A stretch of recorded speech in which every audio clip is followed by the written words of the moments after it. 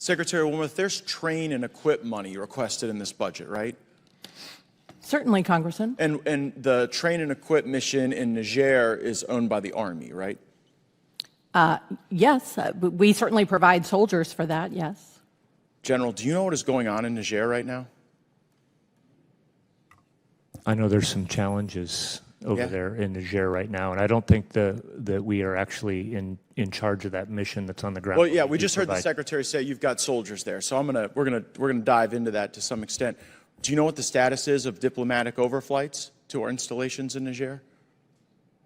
Yeah, I'm vaguely tracking that that's a challenge over there. Well, yeah, I mean, it's not a challenge, it's binary. Are we allowed right now to do diplomatic overflights in Niger? Yes or no? I don't know exactly. I'm not tracking it that close. Do you know if we're allowed to do those diplomatic overflights? I don't, but I'm sure the AFRICOM commander does. Yeah, but you guys just said it's in the budget you're asking for to do these train and equip missions. One of them is in Niger.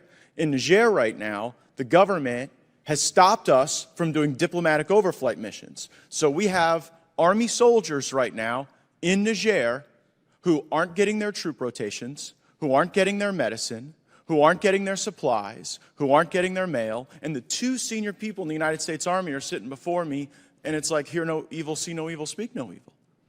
Are you going to do anything for the soldiers that are in Niger right now who can't get medicine? Yes or no? Congressman, certainly. We can talk to General Langley and make sure that... Oh, I've talked to General Langley. He comes in here and never has really good answers. I mean, I asked him for information about how many of the coup leaders we had trained, including in Niger, and Ghana, and Mali, and the Ivory Coast. This is Colonel Mamadi Doumbouya, and this is a photo of him. Did we train and equip him?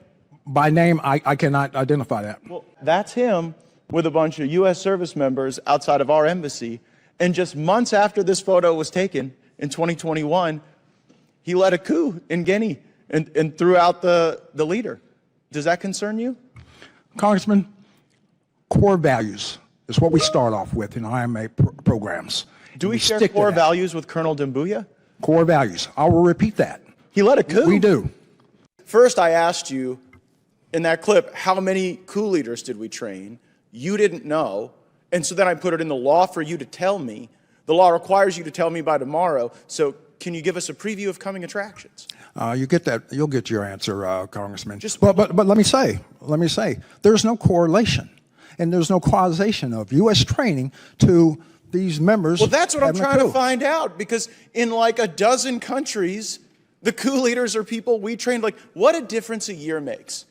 March 16th, 2023, Secretary Blinken calls Niger, quote, a model of resilience, a model of democracy, a model of cooperation.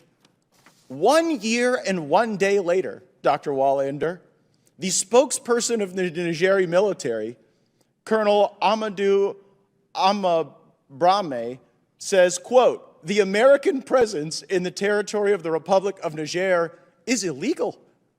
A year and a day after our government said they were the model of resilience and democracy, they are throwing us out by the scruffs of our neck. And he didn't even produce his report on time. So pardon me for a lack of confidence in General Langley. What I'm telling the two of you is that you have a responsibility for these soldiers in Niger.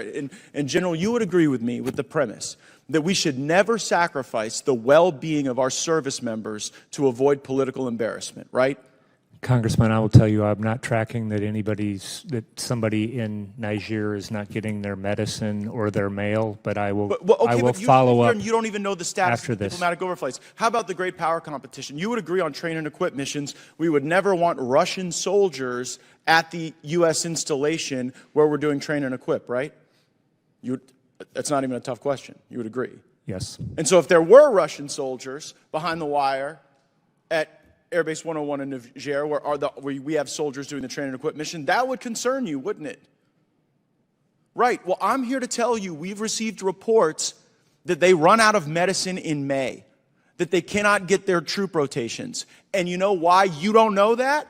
because it's a cover-up, because the U.S. Embassy in Niger is covering it up because of Secretary Blinken's embarrassment. Because Blinken went there in March of 2023 and said this was the centerpiece of our Africa strategy. This was the model of resilience. And then, lo and behold, the very coup leader we trained takes over the country. And then we struggle with whether or not to call it a coup. We've now called it a coup. Since we've called it a coup, now they won't let us get folks in and out. And so I'm looking at what could erupt as another Benghazi, where there is no mission to do. There is no train and equip right now with the coup leaders. So we got a bunch of people sitting around without their supplies, without their medicine, and the whole reason intelligence isn't getting to us is because the embassy is blocking it because Blinken is humiliated that this failed. And I've used my 5 minutes on everything in the Army right now because I have constituents who are there in Niger, and they're wondering how to get water. Did you know they can't even get clean water? Did you know that the partner nations that we have at that base with our soldiers, the partner nations, the Italians and the Germans, they've stopped cooperating with us. They won't even help us get provisions to our troops because of the status of forces agreement that we have with the government being deemed invalid. I am just a country lawyer from North Florida, but this strikes me as something the two of you should know about. I get the blank stares, but Secretary Wormuth, can I take as your commitment that you are going to leave here and you're going to see to the well-being of these folks in Niger and that they can get the rotations and the medicine they need? Certainly, I will make sure they're getting the medicine and the water that they need. Yes, Congressman. Great. Mr. Chairman, I have a number of unanimous consent requests. First, an article from Politico. It's like a bad movie. U.S. officials who helped train Nigeri troops reel from coup. Without objection, so ordered. Russian troops arrive in Niger as military agreement begins, and from the BBC. Without objection, so ordered.